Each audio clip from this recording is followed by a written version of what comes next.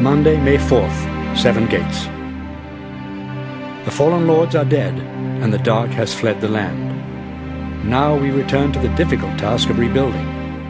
It will take many years to restore our cities and recover our farmlands, and this time we will remain vigilant. I have chosen to follow the Emperor and his Heron Guard back to Mjolnir. There is nothing left for me in Strand, the place of my birth. I have become fast friends with Nine Skull Crocodile, the man who has healed the many wounds I received during the assault on Tharsis. He is ancient even by Heron standards, and speaking with him has given me some insight into what has happened to our world. There are laws that govern the workings of the universe that have remained immutable for countless eons. According to these laws, the forces of light and dark hold dominion over the world successively, the land belonging in turn to men or to monsters. Each cycle would be presaged by the appearance of a great comet, foretelling the rise of savior or destroyer. Each golden age would give way to one of darkness, when foul things would stir beneath the earth and evil spirits would plague the land. In turn, each dark age would fall to one of light. The evil would pass from the land, just as the comet from the sky. The saviors of each golden age were men who had risen to face the dark and never turned away.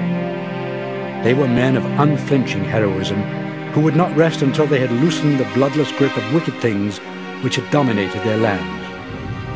Many of these heroes were doomed to return in the following age as fallen lords, destroying all they had fought so hard to preserve.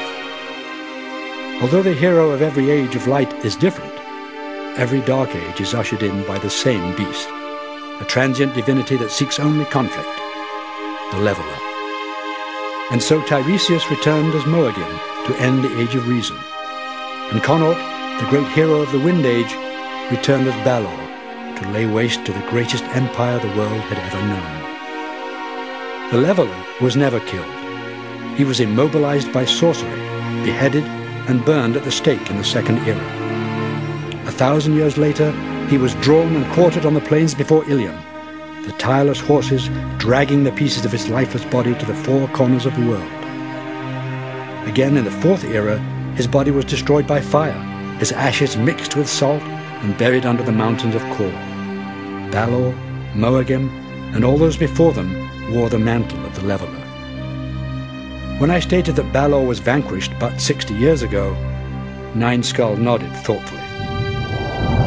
Soulblighter was not the Leveler. He may have been if he had survived into the next millennium, but in his attempt to force the cycle, he perished, and almost certainly will suffer at the hands of those who set it in motion. It is even conceivable that because of his actions, the cycle has been broken, but we cannot be sure. At least, not for another 940 years.